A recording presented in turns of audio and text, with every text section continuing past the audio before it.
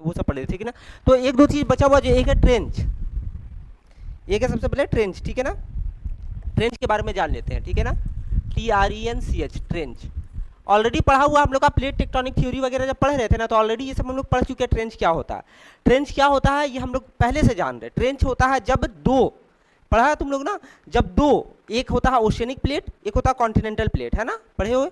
जब oceanic plate और continental plate आकर के आपस में टकरा जाती है, तो जो भारी होता है वो क्या होता है, सबडक्ट कर जाता है नीचे की ओर, और वहीं पर ट्रेंच बनता है। और ये यहाँ पर वर्ल्ड का सबसे ज़्यादा वॉल्केनो, सबसे ज़्यादा अर्थक्वेक वगैरह आता है, ये भी पढ़ाए हैं हम, है ना। तो ट्रेंच एक बार फिर से अगर बता दें तो ऐसे समझ लो, जैसे हम लोग प्लेट बनाते हैं, तो ये मान लो हमारा, ये जो हमारा प्लेट है, ये आपका जाकर के ओशियनिक प्लेट है। ये क्या है, ओशियनिक प्लेट है, महासागरीय प्लेट इसको कहेंगे, ठीक है ना। और एक हमारा कॉन्टिनेंटल प्लेट बना देते हैं, ठीक है ना। ये हमारा जो है, ये क्या है, हमारा कॉन्टिनेंटल प्लेट है, कॉन्टिनेंटल प्लेट है। ये महाद्वीपीय प्लेट है। ये हो गया हमारा महाद्वीपीय प्लेट, ये हो गया हमारा महासागरीय प्लेट, यानी कि ओशियनिक प्लेट। अब जब दोनों प्लेट आपस में आके टकराएगा, बताएं हैं कि प्लेट लगातार मूव कर रहा है, क्योंकि हमारे धरती के नीचे क्या एस्थेनोस्फीयर, वहां से निकलता मैग्मा, मैग्मा की वजह से क्या बन रहा है, कन्वेक्शन करंट, और वो कन्वेक्शन करंट की वजह से प्लेट आपस लगातार मूव कर रही है। ये सब पढ़ा हुआ है प्लेट टेक्टोनिक में। तो जब दोनों प्लेट मूव कर रही है, तो ये कभी तो कभी आकर के दोनों टकराएगी, जब बहुत क्लोज आ गए और टकराएगी, तो टकराने से क्या होगा, जो भारी प्लेट रहती है, अब इसको यहाँ पे समझो, ये हो गया भारी प्लेट, ये हो गया भारी प्लेट, और ये हो गया हल्का प्लेट। अब जब ये दोनों टकराएगी, ये वाला भारी है मान लो, और ये वाला हल्का है, ये भी हम लोग पढ़े हैं, ये वाला प्लेट ज़्यादा भारी होता है ओशियन वाला, एज कम्पेयर टू कॉन्टिनेंट वाला। हम लोग प्लेट टेक्टोनिक में पढ़ चुके हैं, तो वो वाला वीडियो जाकर के देख लेना। अब ये इससे जब टकराएगी, तो ये वाला प्लेट क्या होगा, इस तरह से नीचे सबडक्ट कर जाएगा, और ये इस तरह से ऊंचा उड़ जाएगा। याद है, पढ़ाए थे कुछ ऐसा, ये प्लेट नीचे ऐसे गिर जाएगी, और ये प्लेट ऐसे ऊपर उड़ जाएगा। अब जो यहाँ पर ये डीप गड्ढा ऐसा बन रहा है, यही तो आपका ट्रेंच है, यही आपका ट्रेंच है, यही आपका ट्रेंच का फॉर्मेशन कर रहा है। ट्रेंच यानी कि एक गहरा खाई की तरह फॉर्मेशन वहां पे करेगा, जहां पर ओशियन का सबसे ज्यादा डेप्थ होता है, जहां पर ओशियन का सबसे ज्यादा गहराई होता है। समझ में आ गया ना ट्रेंच कैसे बनता है। तो इस तरह से ट्रेंच बनता है, कोई दिक्कत है। तो दुनिया का सबसे डीपेस्ट ट्रेंच कौन है, मरियाना ट्रेंच है, जो लगभग 11 किलोमीटर है पैसिफिक ओशियन में। कोई दिक्कत है, ये हम लोग जानते हैं ट्रेंच के बारे में। तो ट्रेंच समझ में आ गया, ट्रेंच कैसे बनता है समझ में आ गया ना। अब कल वाला डायग्राम तो याद ही होगा, ट्रेंच भी हम लोग पढ़ लिए, समझ में आ गया ना। अब एक और चीज बचा है, वो क्या है, मिड ओशियनिक रीज। एक और चीज जो बचा है वो क्या है, मिड ओशियनिक रीज, मिड ओशियनिक रीज। ये क्या है ना, ओशियन के अंदर में, यानी कि हमारा महासागर के अंदर में जो पर्वत श्रृंखला होता है, महासागर के अंदर में जो पर्वत श्रृंखला है, उसको हम लोग बोलते हैं मिड ओशियनिक रीज। समझ में आ गया ना। हम लोग देखेंगे कि जो अटलांटिक ओशियन है हमारा, अटलांटिक ओशियन कुछ इस तरह से एस टाइप का है, ठीक है ना, कुछ इस तरह से अटलांटिक ओशियन हमारा, समझ में आ गया ना। अटलांटिक ओशियन हमारा इस तरह से है, और इसके इधर, इसके हम लोग देखेंगे क्या, इसके इधर यहाँ पर ये वाला एरिया में, यहाँ पर नॉर्थ अमेरिका है। ऐसे एक्चुअली में ऐसा नहीं है, हम डायग्राम नहीं बना रहे हम प्रॉपर्ली, हम बस बता रहे हैं, ठीक है ना। और यहाँ पर ये वाला एरिया में ऐसे करके यहाँ पर साउथ अमेरिका है, यहाँ पर साउथ अमेरिका है, कोई दिक्कत है। और इस साइड में यहाँ पर इधर आपका जाकर के यूरोप है, और इधर आपका जाकर के अफ्रीका है, ठीक है ना, अफ्रीका है। तो हम लोग क्या देखेंगे कि इधर नॉर्थ अमेरिका और साउथ अमेरिका है, और इधर यूरोप और अफ्रीका, ये दोनों को बांट रहा, मतलब ये इस साइड वाला कॉन्टिनेंट को, ये दोनों कॉन्टिनेंट को, और ये दोनों कॉन्टिनेंट को सेपरेट करता कौन, आपका जाकर के अटलांटिक ओशियन। समझ में आ गया ना। और यहीं पर अटलांटिक ओशियन का बीच में ही, एकदम बीच में, अटलांटिक ओशियन के एकदम बीच में, यहाँ पर कुछ, यहाँ पर ये वाला एरिया में इस तरह से करके आपको मिड ओशियनिक रिज मिलेगा। ये पूरा क्या पहाड़ी क्षेत्र है, ये रिज है। ये कैसे बना है, ये डाइवर्जेंट प्लेट बाउंड्री से बना है। कैसे बना है, डाइवर्जेंट प्लेट बाउंड्री। हम लोग अभी पढ़े लास्ट स्लाइड में कि कन्वर्जेंट बाउंड्री से ट्रेंच बना, जब कन्वर्ज किया तो ट्रेंच बना। लेकिन जब डाइवर्ज कर रहा, डाइवर्ज क्या होता है, जब दो प्लेट आपस में दूर जा रहा है, यानी कि ये अगर हमारा है ओशियनिक प्लेट, ओशियनिक प्लेट ये हमारा है, ठीक है ना, और ये अगर हमारा है कॉन्टिनेंटल प्लेट, ये हमारा कॉन्टिनेंटल प्लेट, जब ये दोनों प्लेट आपस में दूर जा रहा है, जब ये आपस में दूर जाएगा, या सिर्फ कॉन्टिनेंटल और कॉन्टिनेंटल भी हो सकता है, ओशियनिक और ओशियनिक भी हो सकता है, या एक ओशियनिक प्लेट और दूसरा भी ओशियनिक प्लेट, ये दोनों अगर एक दूसरे से दूर जा रहा है, तो तो जब दोनों दूर जा रहा होगा तो नीचे से मैग्मा को निकलने का मौका मिल जाएगा, मिलेगा कि नहीं मिलेगा। जब ये दोनों प्लेट आपस में दूर जा रहा है, ये इस साइड जा रहा है, किस साइड जा रहा है, तो नीचे में मैग्मा को यहाँ से निकलने का मौका मिल जाएगा। यहाँ से क्या होगा, मैग्मा को निकलने का मौका मिल जाएगा और मैग्मा यहाँ पर निकल करके इस तरह से इकट्ठा होना स्टार्ट हो जाएगी। समझ रहा है, इस तरह से इकट्ठा होना स्टार्ट हो जाएगी। इसी तरह से देखो, इसी तरह से क्या होगा, मिड ओशियनिक रीजेस का फॉर्मेशन होगा। कोई दिक्कत है, इसी तरह से मिड ओशियनिक रीजेस का फॉर्मेशन होगा। तो यहाँ पर जो आपका जाकर के यहाँ पर जो रीजेस का फॉर्मेशन हुआ, नीचे से मैग्मा निकल रहा है, जिसकी वजह से यहाँ पर मिड ओशियनिक रीजेस का फॉर्मेशन हो रहा है। इस तरह से समझ आ गया ना, इस तरह से मिड ओशियनिक रीजेस का फॉर्मेशन यहाँ पे हो रहा है। कोई दिक्कत है, समझ आ गया ना। तो ये पूरा पहाड़ तरह का क्षेत्र है, समझ आ गया ना, जिसकी वजह से ये सारा फॉर्मेशन हो रहा है। ये कैसे होता है, डाइवर्जेंट बाउंड्रीज की वजह से, है ना। डाइवर्जेंट यानी कि विस्थापन वाला जो बाउंड्री होता है वहां पर हो रहा होता है, ठीक है ना। कन्वर्जेंट से ट्रेंच बना और डाइवर्जेंट से मिड ओशियनिक रीज बन गया। कोई दिक्कत है यहाँ पर, समझ आ गया ना। तो ये दोनों को भी मतलब नोट डाउन कर लेना कैसे क्या होता है, ठीक है ना। आगे बढ़ते हैं। अब आगे देखो, आज का क्लास तो है बहुत इंपॉर्टेंट, बहुत एग्जाम के पॉइंट ऑफ व्यू से भर भर के क्वेश्चन आता है, खास करके एसएससी का मेंस में और यूपीएससी का प्री में। एसएससी का मेंस में और यूपीएससी का प्री में भर भर के क्वेश्चन इस टॉपिक से आता है, क्योंकि यहाँ पर बहुत टॉपिक ही इतना समझने वाला मजेदार है कि मतलब बोले ना क्लास खत्म होगा तो मजा आ जाएगा। मतलब सब चीज़ जो अभी तक पढ़े हो, हालांकि पढ़े ही नहीं होगे तुम लोग, तो तुम लोग को शायद मजा नहीं आए, लेकिन जो पढ़ करके आता है उसको आज का क्लास इतना अच्छा से समझ में आएगा कि उसको लगेगा हाँ ये वाला चीज़ तो पढ़े थे, समझ आ गया ना। एकदम कनेक्ट कर पाएगा क्लास को, क्योंकि ये वाला क्लास जो होगा ना, ये प्रीवियस नॉलेज पे पूरी बेस रहेगा। जैसे ओशियनोग्राफी जो है ना, उसको समझने के लिए हम कोई कारण है जो सीक्वेंस में पढ़ाए हैं। ओशियनोग्राफी हम बहुत पहले भी पढ़ा सकते थे, बट ओशियनोग्राफी इतना लेट में स्टार्ट करने का रीज़न ही था ताकि हम तुम लोग को पहले ही बता दें कि विंड का पैटर्न क्या होता है, ट्रेड विंड क्या होता है, वेस्टर्ली क्या होता है, ईस्टर्ली क्या होता है, लो प्रेशर क्या होता है, हाई प्रेशर क्या होता है, विंड कैसे मूव करती है, समझ गए ना। ये सारा चीज़ बताने का पहले रीज़न था ताकि हम ओशियनोग्राफी जब पढ़ाएं तो तुम लोग पास ऑलरेडी सारा मटेरियल हो जिसको तुम लोग रिलेट करके इसको समझ पाओ, समझ आ गया ना। इसीलिए हम लोग प्लेट टेक्टोनिक भी पहले ही पढ़ लिए, है ना। कन्वर्जेंट बाउंड्री, डाइवर्जेंट बाउंड्री सब हम लोग पहले ही पढ़ के रखे हुए हैं। देखो अभी यहाँ ओशियन को समझने में सारा चीज काम आ रहा है। कन्वर्जेंट बाउंड्री भी समझ में, वो याद होगा तो ज़्यादा इजीली समझ में आएगा। डाइवर्जेंट बाउंड्री अगर याद होगा तो ज़्यादा इजीली समझ में आ रहा होगा। तो ये सारा चीज़ से कहीं ना कहीं तुम लोग कनेक्ट कर पा रहा होगा, ये कहीं ना कहीं पढ़े हैं हम लोग। उसी तरह से बाकी सारा चीज़ है। आज जो हम लोग पढ़ेंगे ओशियन में सैलिनिटी, नमकीन जो होता है, सेलाइन होता है, वो कहाँ पर होता है, क्यों होता है। अगर तुम लोग पास्ट का प्रीवियस नॉलेज होगा, अगर एक बार भी क्लास को रिवाइज किए होगे तो तुम लोग भी अपने से बता सकते हो कि ऐसा क्यों हो रहा होगा, क्या रीजन है। लेकिन एज हम बोले तुम लोग पढ़ते तो हो नहीं, तो तुम लोग से आंसर को उम्मीद रखना थोड़ा सा नाइंसाफ़ी होगा, लेकिन देखेंगे फिर भी जितना बता पाओ, ठीक है। तो ये हो गया आपका जाकर के हमारा जो कल हम लोग जो स्टार्ट किए थे टॉपिक, वो स्टार्ट यहाँ पे, वो टॉपिक यहाँ पे हो गया खत्म। अब हम लोग क्या करते हैं ना, थोड़ा थोड़ा पांचों ओशियन के बारे में जान लेते हैं, उसके बाद हम लोग आज मतलब क्लास को और आगे फर्दर करते हैं, ठीक है ना। तो 5 तो हमारा ओशियन है, ये सब तुम लोग लिखते जाओ, और अगर नहीं लिख पाए हो तो हम लिखवा भी देंगे। अच्छा कल का क्लास का सारा लिख लिए थे क्या, सारा हो गया, सारा लिख लिया, कुछ लिखवाना है नहीं, ठीक है ठीक है। एक बार वीडियो को वापस से जा करके समझ करके अपनी भाषा में लिख सकते हो, नहीं तो हम तो लिखवा ही देंगे, कोई इशू नहीं है, ठीक है। आगे देखते हम लोग ओशियन।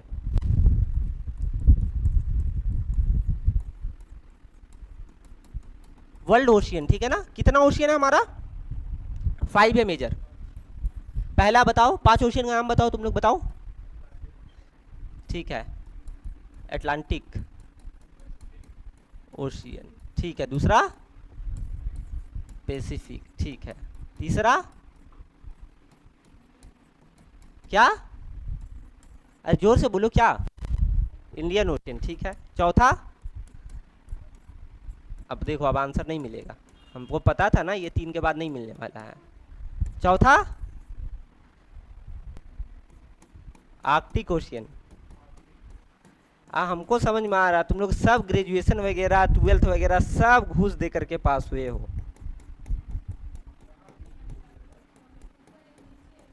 हाँ अब तो बता ही दोगे ना, आप बताओ, अब ऊपर में है एक, नीचे में एक, दायां में है एक, बायां में है, सब बता दो, है ना।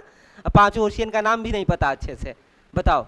ये सब बेसिक एनसीईआरटी क्लास 6-7 का, ये सब भी नहीं पढ़ना है ना। यहाँ सब graduation first year, second year, third year में आ रहे हो और ये सब नहीं पढ़ोगे, कैसे चलेगा, ठीक है ना। तो ये हमारा 5 ओशियन है। हम लोग एंटार्क्टिक ओशियन को सदर्न ओशियन भी बोलते हैं, ठीक है ना, तो इसको सदर्न ओशियन भी लिख सकते हैं। बाकी ये 5 हमारा ओशियन है, ठीक है ना। हम लोग ये पांचों के बारे में देखो, पांचों के बारे में जो फैक्चुअल इन्फॉर्मेशन हम बता देंगे। अभी लेक्चर में हम तुम लोग को बस बेसिक बेसिक बता रहे हैं, लेकिन क्या करो नोट्स में ना सब ओशियन के बगल में ना 6-7 लाइन का स्पेस छोड़ दो कॉपी में, ताकि हम उसमें कुछ फैक्चुअल इन्फॉर्मेशन लिखवा देंगे जो एग्जाम के पॉइंट ऑफ व्यू से बस जरूरी है, उसको याद कर लेना ज़्यादा जरूरी है समझा, लेकिन उसमें ऐसा समझाने लायक कुछ है नहीं, ठीक है ना। जो समझाने लायक है हम बता देंगे, ठीक है ना। तो सारा ओशियन के बारे में कुछ कुछ पहले छोटा मोटा डिटेल जान लेते हैं, बाकी तो कॉपी में लिखवा ही देंगे, स्पेस वहाँ पर छोड़ देना। सबसे पहले आते हैं पैसिफिक के बारे में।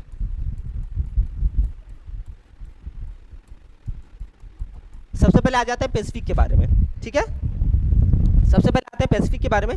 तो पैसिफिक के बारे में क्या क्या डिटेल्स है हमारे पास। सबसे पहला डिटेल क्या है कि ये सबसे बड़ा है, ये लार्जेस्ट ओशियन है। सबसे इंपॉर्टेंट फैक्ट है यही है कि ये सबसे बड़ा ओशियन है। काइंड ऑफ ट्राइंगुलर है शेप में, ट्राइंगुलर इन शेप है, ट्राइंगुलर इन शेप है ये वाला ओशियन, ठीक है ना। कोई दिक्कत है।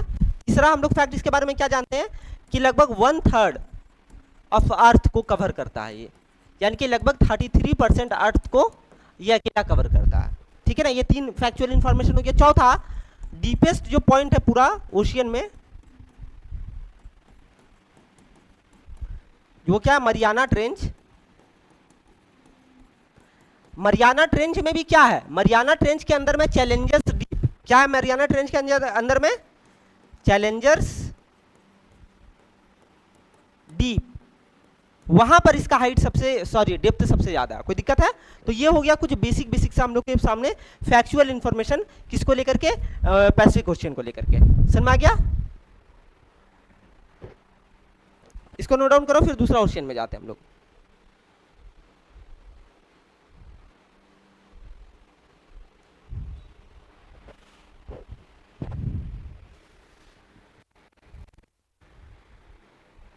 हो गया।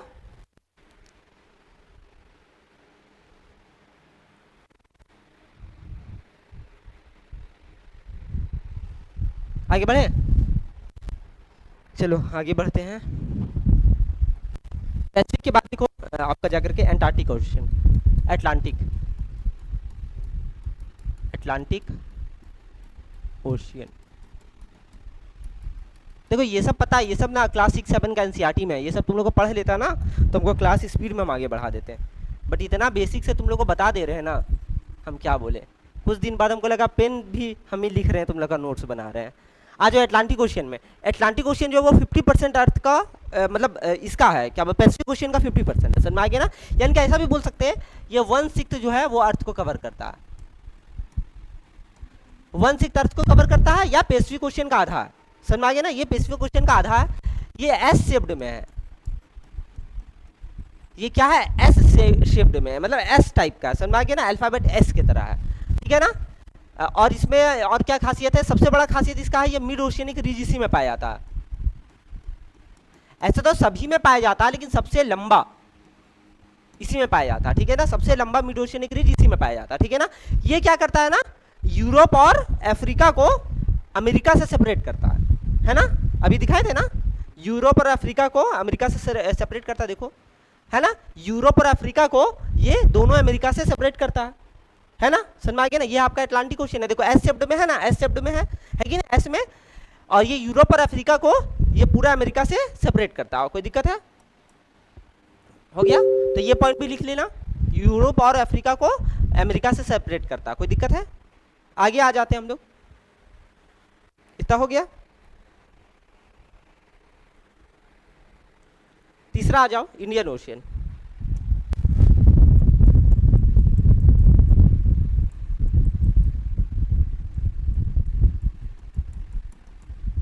ये लगभग 20% ऑफ वाटर है।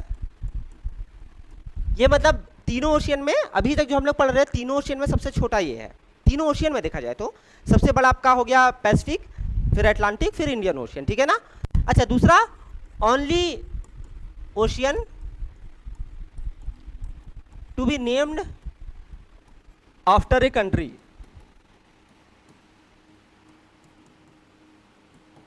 ठीक है ना, only ocean to be named after a country. India, क्योंकि सबसे ज्यादा हम लोग कोस्ट लाइन इसके साथ शेयर करता है, तो इंडियन ओशियन इसीलिए इसका नाम पड़ गया, ठीक है ना। ट्रेड एंड कॉमर्स के लिए बहुत जरूरी है। ऐसे तो जरूरी तीनों ओशियन है, अटलांटिक भी अपने हिसाब में बहुत ट्रेड एंड कॉमर्स को बढ़ावा देता है, ये भी ट्रेड एंड कॉमर्स के लिए बहुत इंपॉर्टेंट है। सबसे इंपॉर्टेंट फैक्ट ये वार्मेस्ट ओशियन है, मतलब सबसे ज्यादा टेम्परेचर यही ओशियन का रहता है, वार्मेस्ट ओशियन है, ठीक है ना। ये सब कुछ इंपॉर्टेंट इंडियन ओशियन के बारे में हो गया, ठीक है ना, कोई दिक्कत है। तो ये हम लोग का कुछ मतलब मोटा मोटी आइडिया लग गया है कि ओशियन के बारे में क्या होता है, ठीक है ना। और भी छोटा छोटा डिटेल्स है जो हम तुम लोग का फैक्चुअल लिखवा देते हैं, ठीक है ना, कोई दिक्कत है यहाँ तक। लिखो, और भी जगह छोड़े हो ना तुम लोग वहाँ पे, ठीक है। हेडिंग डाल दिया, temperature of ocean water.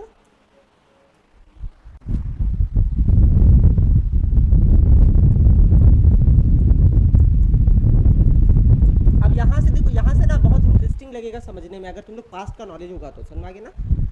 Temperature of ocean water, ठीक है ना। ये हमारा है इक्वेटर वाला हिस्सा, है ना, याद आ रहा है, ये सब पढ़े हैं हम लोग, ऑलरेडी पढ़ चुके हैं, ठीक है ना। उसके बाद हम लोग क्या पढ़े थे, ये वाला एरिया 23.5 डिग्री, ठीक है ना, ये 66.5 डिग्री, 23.5 डिग्री, 66.5 डिग्री। ऑलरेडी हम लोग ये पढ़े हैं, पहले भी पढ़े हैं, है ना। अब देखो ओशियन तो बाबू हर जगह है, यहाँ पर ओशियन तो हर जगह, हम लोग अगर वर्ल्ड मैप देखेंगे तो भी ओशियन लगभग हर जगह है कि नहीं है। ओशियन तो पूरा सराउंडेड है, पूरा अर्थ ओशियन से सराउंडेड है, और हर ओशियन एक दूसरे से कनेक्टेड भी है कि नहीं है। तो अब जब ओशियन का इस तरह का कुछ सीन है तो ऑब्वियस सी बात है ओशियन का भी टेम्परेचर कुछ ना कुछ तो ऊपर नीचे होता ही होगा, जैसे धरती का टेम्परेचर है ना। तो सबसे पहले बात, पहला चीज तुम ही लोग से क्वेश्चन में है, आराम से आंसर दे पाओगे तुम लोग। टेम्परेचर जो होगा, अगर हम लोग इक्वेटर से पोल्स की तरफ जा रहे होंगे तो बताओ टेम्परेचर क्या होगा ओशियन का, जोर से बोलो। ओशियन का टेम्परेचर क्या होगा अगर हम लोग इक्वेटर से पोल की तरफ जा रहे होंगे, तो ओशियन का टेम्परेचर क्या होगा, कम होगा, बढ़ेगा, कोई फर्क नहीं पड़ेगा, क्या होगा, कम होगा। सबको बोल रहा है कम होगा, जाहिर सी बात है कम होगा। यहां पर अगर 40 डिग्री है मान लेते हैं, तो ऊपर जाएंगे तो चूंकि इक्वेटर से दूर जा रहे हैं, इक्वेटर वाला रीजन सबसे ज्यादा धूप वाला रीजन होता है ना। हम लोग जानते हैं 23.5 डिग्री, हम लोग क्या जानते हैं, हम लोग ये जानते हैं कि 23.5 डिग्री से लेकर के नॉर्थ से लेकर के 23.5 डिग्री साउथ, ठीक है ना, 23.5 डिग्री नॉर्थ से लेकर के 23.5 डिग्री साउथ, ये वाला रीजन, इसको हम लोग क्या क्या नाम से जानते हैं पता है। इसको हम लोग कहते हैं ट्रॉपिकल जोन, अलग अलग नाम इसका दिया गया है। और बताओ नाम याद है, टॉरिड जोन इसी को कहते हैं, इसका और नाम है, एग्जाम में कुछ भी आ सकता है, लो लैटिट्यूड जोन भी इसी को कहते हैं, है ना। और इसको एक और नाम बोलते हैं हीट सरप्लस जोन, क्योंकि यहां पर हीट सरप्लस में होता है। तो ये चार नाम इसी को देते हैं हम लोग, सिर्फ ट्रॉपिकल रीजन को हम लोग ट्रॉपिकल जोन, टॉरिड जोन, लो लैटिट्यूड जोन और हीट सरप्लस जोन, चारों नाम से जानते हैं। तो ये खासियत की वजह से यहाँ का पानी ज़्यादा गर्म रहता है, जैसे जैसे ऊपर जाएंगे टेम्परेचर क्या होगा, पानी का घटेगा। तो पहला पॉइंट क्लियर हो गया। तो इसको लिख लो, टेम्परेचर पहले लिखो वहाँ पर, और इसको लिख लो कि as we move away from equator toward the poles the temperature of the ocean water goes on decreasing.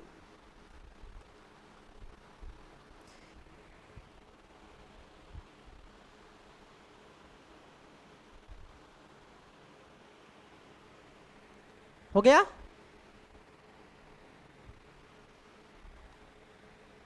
तो पहला चीज आई होप क्लियर हो गया, ठीक है ना।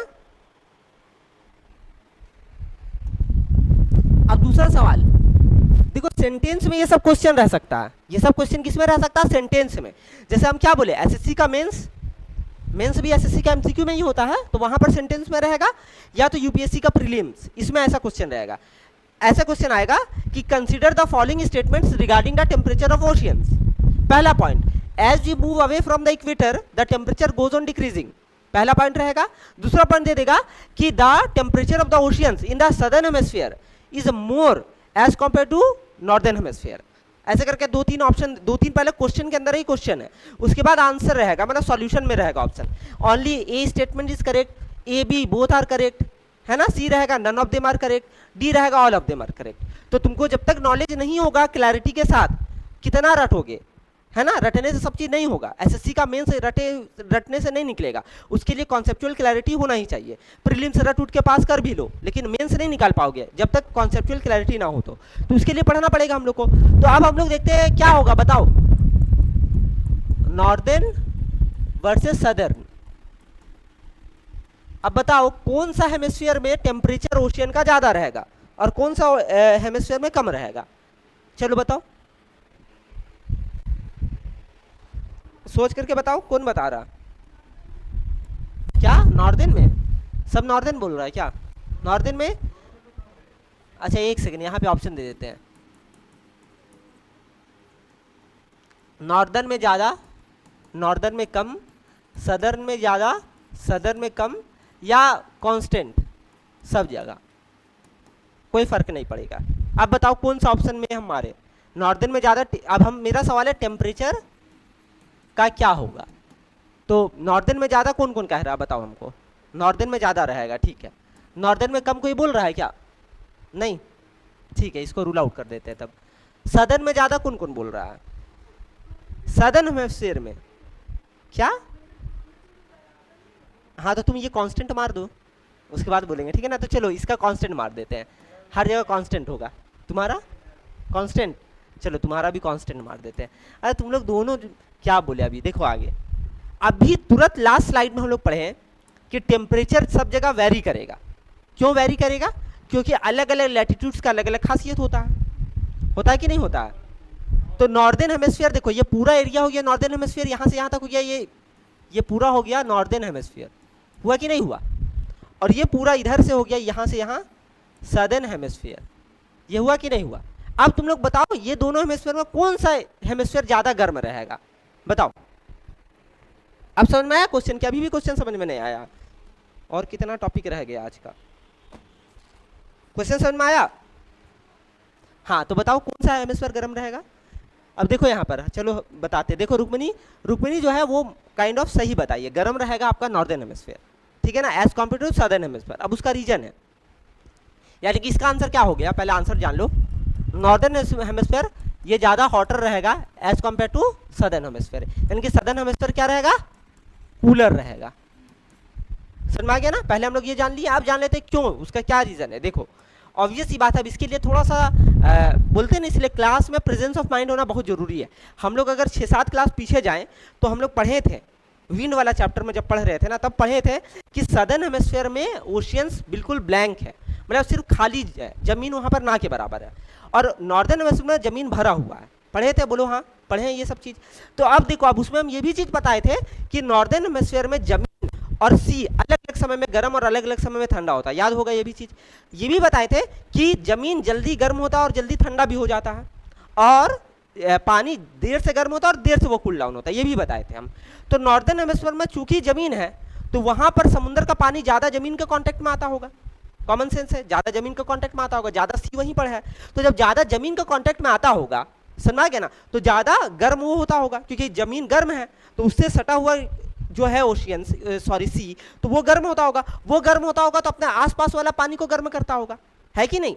तो यानी कि इससे क्या पता चला हमारा, नॉर्दर्न हेमिस्फीयर में चूंकि ज़्यादा जमीन है और वो ज़्यादा हीट होता है, तो इसीलिए नॉर्दर्न हेमिस्फीयर ज़्यादा समुद्र को गर्म कर रहा होगा as compare to southern hemisphere, क्योंकि सदर्न हेमिस्फीयर में एक तो जमीन नहीं है ना, तो पानी बहुत लेट में गर्म हो रहा है।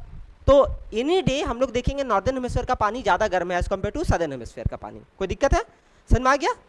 इसके अलावा सदर्न हेमिस्फीयर में हवा बहुत तेज चलती है, याद है, क्योंकि यहाँ पे जमीन नहीं है, तो हवा तेज चलती है तो कूल डाउन भी तो हो जाता है, जो थोड़ा मोड़ा गर्म हुआ वो कूल डाउन भी हो जाता है, क्यों, क्योंकि हवा तेज बहती है। अब बताओ, वेस्टर्ली जब विंड पढ़ाए थे तो याद है हम क्या पढ़ाए थे, फ्यूरियस 40s, रोअरिंग 30s, ऐसे करके पढ़ाए थे कुछ, है ना, थ्रिलिंग 30s बताए थे, सॉरी थ्रिलिंग 30s बताए थे, फ्यूरियस 40s बताए थे, याद है। तो ये सब किसका नाम था, ये सब वेस्टर्ली विंड का नाम था, है ना। जब वो सदर्न हेमिस्फीयर में चलता है वेस्टर्ली विंड तो उसका नाम ये सब पड़ जाता है, ये सब पता है ना क्लास में।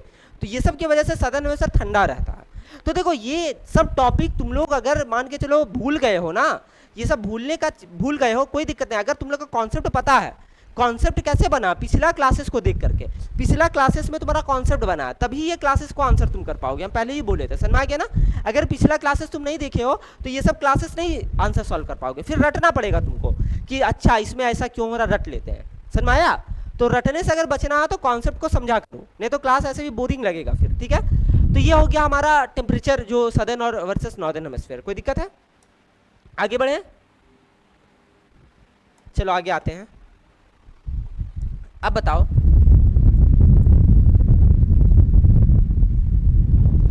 Influence of winds.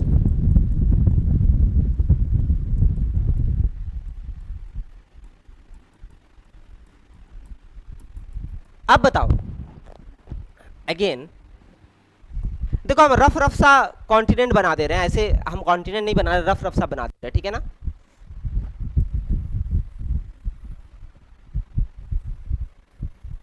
ठीक है, ये हो गया नॉर्दर्न अमेरिका, ये हो गया सदर्न अमेरिका, ठीक है ना? कोई दिक्कत है? यहाँ पे हो गया ये,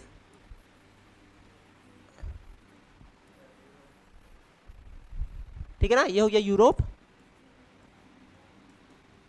ये हो गया अफ्रीका, ठीक है ना? ये हो गया आपका नॉर्दर्न अमेरिका, ये हो गया सदर्न अमेरिका, ये हो गया आपका जाके यूरोप, ये हो गया आपका जाकर के अफ्रीका, ठीक है ना? इधर ले लो एशिया वगैरह। कहने का मतलब ये जो हम कहना चाह रहे हो वो समझो। यहाँ पर अब ये वाला रीजन में समझो ना, मेरा सवाल ये है कि अरे एक सेकेंड, मेरा कहने का मतलब है ये मान लेते हैं हमारा इक्वेटर है, ठीक है ना? अब बताओ ये वाला पार्ट हमारा जो है, ये वाला पार्ट ज़्यादा गर्म रहेगा कि कॉन्टिनेंट का ये वाला पार्ट ज़्यादा गर्म रहेगा?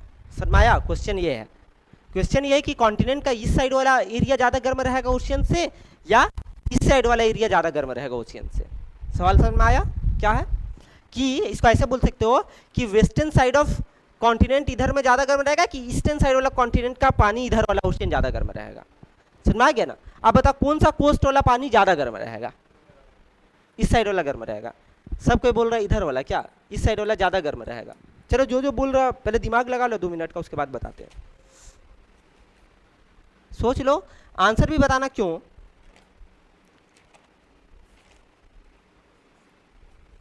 हो गया?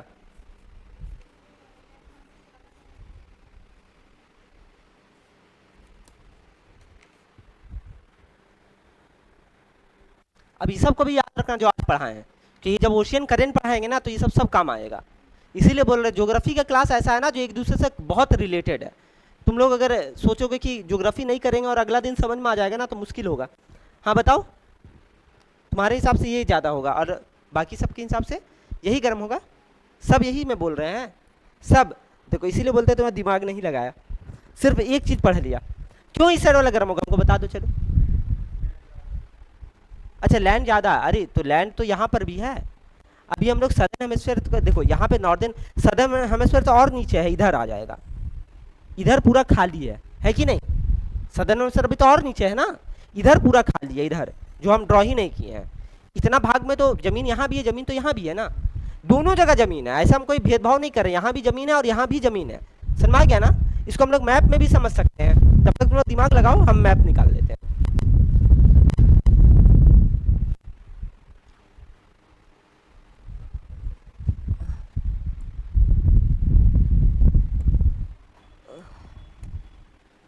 और आंसर भी ढूंढ करके रखो दिमाग में क्या होगा। मोबाइल वगैरह का इस्तेमाल नहीं करना, ईमानदारी से आंसर देने का कोशिश करना।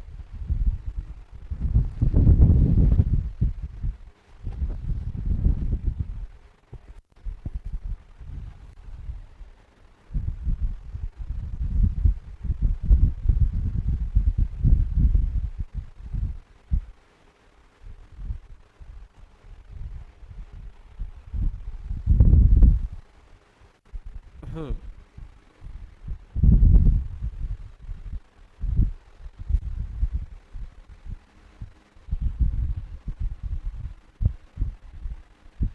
तो यही चीज को हम बनाए थे वहां पर, ठीक है ना? इसी चीज को हम बनाए थे, ये आपका हो गया, इसी चीज को हम बनाए थे वहां पर। अब आपका समझ में आ गया ना? ये हो गया नॉर्थ अमेरिका, ये हो गया साउथ अमेरिका,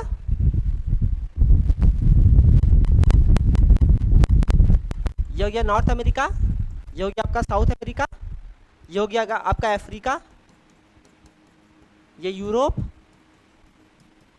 इधर एशिया, या हमारा इंडिया, है ना। अब उधर बाकी उतना इंपॉर्टेंट नहीं रहा। ये हो गया ऑस्ट्रेलिया, ठीक है ना। ये नीचे हो गया पूरा सदर्न हेमिस्फीयर, ठीक है ना। अब बताओ कौन सा एरिया ज़्यादा गर्म होना चाहिए, ठीक है ना। और तुम लोग ये सब भी पढ़ा है इक्वेटर कहाँ से पास होता है, ये सब चीज़ कॉन्टिनेंट वाला चैप्टर में पढ़ाए थे ना। ट्रॉपिक ऑफ अफ्रीका एक लौता कॉन्टिनेंट है जहाँ से ट्रॉपिक ऑफ कैंसर, कैप्रिकॉन और इक्वेटर तीनों पास करता है, बताए थे। क्या बोलते हो साउथ अमेरिका से क्या पास है। देखो सारा क्लास का इन्फॉर्मेशन जरूरी है, तभी जाकर के हम लोग समझ पाएंगे क्लास को, है ना। मान लेते हैं हम लोग इक्वेटर ना, देखो ये स्ट्रेट लाइन तो नहीं है बट मान सकते हैं हम लोग।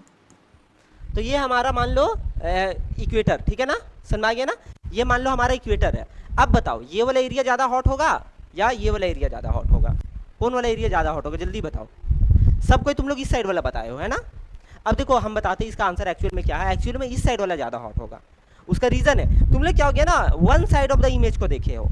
इसके लिए हम बोले थे ना सारा चीज़ को दिमाग लगाओ। पानी यहीं पे ज़्यादा गर्म होगा, इसमें कोई डाउट वाली बात नहीं है। पानी यहीं पे ज़्यादा गर्म हो रहा है, बट गर्म पानी अभी ठहरेगी नहीं। उसका रीज़न क्या है ना, विंड वाला चैप्टर में पढ़ो। विंड वाला चैप्टर में हम लोग तुम लोग को पढ़ा है ट्रेड विंड। ट्रेड विंड कैसा विंड था, डायरेक्शन क्या था ट्रेड विंड का, वेस्टर्ली था कि ईस्टर्ली था, ईस्टर्ली था, ठीक है ना। देखो इसीलिए कंफ्यूजन होता, बोलते क्लास पढ़ो तुम लोग। ईस्टर्ली विंड था, ईस्टर्ली विंड था यानी कि कहाँ से कहाँ बह रही है, ईस्ट से वेस्ट बह रही है, वेरी गुड। तो ये आपका ईस्ट है। जब हम लोग इसका बात करें ये दोनों के प्रेजेंस में, ये ईस्ट है ये वेस्ट हो गया। जब हम लोग ईस्ट दोनों के संदर्भ में, तो ये ईस्ट हो गया ये वेस्ट हो गया ना, है ना। अब ट्रेड विंड यहाँ इक्वेटर में बह रही है, इक्वेटर में ट्रेड विंड बहती है, इक्वेटर में क्या बहती है ट्रेड विंड। तो ट्रेड विंड का डायरेक्शन है, अब वो डायग्राम याद करो जो हम लोग विंड चैप्टर में पढ़े थे। नॉर्दर्न हेमिस्फीयर में टिल्ट हो जाती है राइट की तरफ, सदर्न हेमिस्फीयर में टिल्ट हो जाती है लेफ्ट की तरफ। तो यहाँ पर जितना गर्म पानी है सबको ले जा करके यहाँ पे जमा कर देती है, और यहाँ नीचे से ठंडा पानी निकल जाता है, समझ में आया। तो ट्रेड विंड्स क्या करती है, सारा गर्म पानी को यहाँ पे ले आकर के यहाँ पे जमा कर देती है, ये वाला एरिया में जाकर के जमा कर देती है। जब ओशियन करेंट पढ़ेंगे ना तब ये वाला भी बहुत इंपॉर्टेंट फैक्टर रहेगा, इसको याद रखना। यहाँ पे सारा गर्म पानी को जमा कर देती है, और बदले में नीचे से फ्रेश और ठंडा पानी नीचे से इस जगह को फिल करने के लिए यहाँ पर आ जाता है। ये प्रोसेस लगातार चलते रहता है, समझ में आ गया। यहाँ पे ठंडा पानी जमा हो जाता है, तो यानी कि क्या हो गया, यहाँ पे जो गर्म पानी होता है ट्रेड विंड्स, यहाँ पर ट्रेड विंड्स आकर के सबको बहा करके ले जाती है। ट्रेड विंड्स यहाँ पे बहती है, तो इस साइड वाला पार्ट जो होता है कॉन्टिनेंट का वो ठंडा हो जाता है, और इस साइड वाला पार्ट कॉन्टिनेंट का क्या हो जाता है, गर्म हो जाता है ओशियन वाटर्स में। समझ में आ गया ना। दिक्कत है टेम्परेचर ऑफ ओशियन वाटर में। तीसरा चीज ये है, कोई दिक्कत है कि ट्रेड विंड्स की वजह से जो आपका जाकर के इधर में अमेरिका वाला, नॉर्दर्न अमेरिका और सदर्न अमेरिका वाला एरिया है, इसका आपका जाकर के ईस्टर्न साइड ज़्यादा गर्म रहता है एज कम्पेयर टू अफ्रीका और यूरोप का वेस्टर्न साइड। समझ में आ गया क्यों, क्योंकि इक्वेटर वाला एरिया में ट्रेड विंड्स चल रहा है। जस्ट इसका उल्टा ऊपर में होता है, जस्ट इसका उल्टा ऊपर में होता है, ऊपर में वेस्टर्ली चलता है, वेस्ट टू ईस्ट। तो जो इधर गर्म पानी रहता है उसको टान करके उधर ले जाता है, समझ में आ रहा है। तो ऊपर में अलग फिनोमिनन हो रहा है, ऊपर में अलग, इक्वेटर के ऊपर में, इक्वेटर के ऊपर में मतलब वो एरिया जो आपका जाकर के क्या बोलते हो ट्रॉपिकल के बाद टेम्परेट वाला एरिया जो हो गया, वहाँ पे अलग फिनोमिनन चल रहा है, क्योंकि वहाँ पे वेस्टर्ली विंड चल रहा है। तो वेस्टर्ली विंड क्या करेगा, वेस्ट से ईस्ट लेकर के आ जाएगा सारा चीज को, ज़्यादा रहा है। तो देखो ये सब सारा चीज फिर से बेस बना रहा है, क्योंकि हम लोग बहुत one of the most toughest जो क्लास होता है वो होता है ओशियन करेंट्स। क्या होता है, ओशियन करेंट्स। इसको आदमी लोग बड़ी रट लेता है, स्टूडेंट लोग रट लेता है। तुम लोग जाकर के वीडियो भी देखना यूट्यूब में, तब तुम लोग को समझ आएगा कितना हार्ड है ओशियन करेंट, है ना। ओशियन करेंट में कैसे कैसे करके समझाएगा। क्या होता है कि एक्चुअल में तुम लोग क्लास इतना इजीली समझाते हैं हम कि तुम लोग को लगता होगा ऐसे ही इजी है सारा कॉन्सेप्ट, बट जाकर के तुम लोग भाई यूट्यूब में देखो तब तुम लोग को एक्चुअली में समझ में आएगा कि कॉन्सेप्ट हार्ड है, समझ में आया ना। उसको इजी बना रहे हैं तुम लोग के समझने के लिए। तो तुम लोग भी जाकर थोड़ा कॉपी भी पढ़ो ताकि तुम लोग इसको अच्छे से समझ पाओ। अभी क्या बोलते हो आगे ना 1-2 लेक्चर के बाद हम लोग ओशियन करंट पढ़ेंगे। ओशियन करंट बहुत टफ होता है ना। हम भी जब फर्स्ट टाइम ओशियन करंट पढ़े थे ना, जब प्रीलिम्स का तैयारी कर रहे थे 2020 के आसपास में, तो मेरा तो सर चकरा गया था, बाप रे इतना करंट है। फिर हम जब उसको लगातार पढ़े 4-5 बार, तब हमको समझ में आया अच्छा इस पर तो कुछ पैटर्न होता है, समझ में आ गया ना। तो ये सब चीज़ जो हम लोग को बोले ना, जो हम लोग को मतलब समझ लो 3-4 साल में पता चलता है ना, गलती कर करके रट के, हम लोग भी शुरू में रटते उठते हैं, वो चीज़ का निचोड़ तुम लोग को यहाँ पे मिल जाता है 1 घंटा के अंदर में। तुम लोग का मेहनत बच जाता है। अभी तुम लोग अगर खुद से रिसर्च करते तो तुम लोग अभी 6-7 महीना जाया होता, है ना। बट वो चीज़ तुम लोग का बच जाता है जब तुम लोग क्लास आते हो। तो क्लास आने के बाद क्या हो जाता है ना, जो भी टीचर पढ़ा रहे होते हैं, सिर्फ हमने जो भी, तो तुम लोग अपना गलती से जो भी गलती किए होंगे ना, वो सब चीज़ को तुमको शॉर्टकट मिल जाता है। अब ऑब्वियस ही बात है, हमको वो चीज़ जानने में अगर 1 साल लग गया मान के चलो, तो थोड़ी ना तुमको 1 साल लगा देंगे उस चीज़ जानने में, तुम्हारे लिए 1 घंटा में प्रेजेंट हो जाएगा। लेकिन वो चीज़ किसी दूसरे को समझने में बहुत समय लग गया था, है ना। लेकिन तुम लोग को तुरंत समझ में आ जाएगा, क्यों? क्योंकि वो दूसरा सारा एफर्ट करके रखा उस चीज़ को समझने के लिए, और तुमको उसका समरी आकर के दे दिया, है ना। तो तुम लोग के लिए तो एकदम शॉर्टकट हो जाता है, तुम लोग को मेहनत नहीं करना होता है। हम लोग को ये सब चीज़ जानने के लिए बहुत मेहनत करना पड़ता था, बार बार गूगल में टाइप करो ऐसा हो क्यों रहा है, बार बार। उसमें तो चैट जीपीटी और मेटा एआई भी नहीं था, वो तो अभी लॉन्च हुआ है 1 साल में, समझ में आ गया ना। तो हम लोग को बार बार गूगल में खोजो सारा आंसर को, ऐसा क्यों हो रहा है, बुक्स को देखो, या अगर यूट्यूब में उतना पहले कंटेंट भी नहीं था आज के मुकाबले में, कोई यूट्यूब में अगर वैसा समझाया था उसका लेक्चर खोजो, यूट्यूब में करोड़ों कंटेंट है। कोई सिर्फ टाइम पास के लिए वीडियो बनाया है, कोई सिर्फ व्यूज़ के लिए वीडियो बनाया है, कोई बस कुछ भी बोले जा रहा है। जेन्युइन कंटेंट भी है बट उसको खोजना बड़ा मुश्किल हो गया आजकल। इतना चैनल, इतना ये हो गया है कि अब तुम उसमें फिल्टर कैसे करेगा कौन सही है कौन सही नहीं है ना। तो बहुत हेडेक हो जाता है। तो इसलिए क्लास का पढ़ाया हुआ चीज़ को घर में जाकर पढ़ो, समझ आ गया ना। तुम लोग पढ़ेगा तो ज़्यादा अच्छा लगेगा समझने में। कल और इसके आगे पढ़ाएंगे। ये टेम्परेचर हो गया, ये तो टेम्परेचर वन एस्पेक्ट में हम लोग पढ़ लिए आज। हॉरिजॉन्टल डिस्ट्रीब्यूशन ऑफ टेम्परेचर क्या होता है, वर्टिकल डिस्ट्रीब्यूशन ऑफ टेम्परेचर पढ़ेंगे कल ओशियन का। वर्टिकल मतलब ऐसे ऊपर से नीचे की ओर कैसे जा रहा है, ठीक है ना। और भी चीज़ पढ़ेंगे, फिर ओशियन का करंट के बारे में पढ़ेंगे। इस साइड वाला नीचे वाला ज़्यादा ठंडा, ऊपर वाला ज़्यादा गर्म, हाँ ऐसा ही है मोटा मोटी, बट इतना भी इजी नहीं है जितना इजी हम लोग समझ रहे हैं। ऐसा ही होगा तो ऐसा ही है, बट उसमें भी कुछ मतलब इफ्स एंड बट्स लगेगा, ठीक है ना, अलग अलग चीज़ पे, बट मोटा मोटी ऐसा ही रहेगा, ठीक है। तो जा करके थोड़ा पढ़ो तो ज़्यादा समझ में आएगा। खास करके ओशियनोग्राफी जहाँ तक पढ़ाए हैं, इसको और विंड वाला चैप्टर को, ये दोनों चैप्टर को पढ़ के आना, क्योंकि उससे ही समझ में आएगा क्लास, ठीक है ना। 1 घंटा लगे।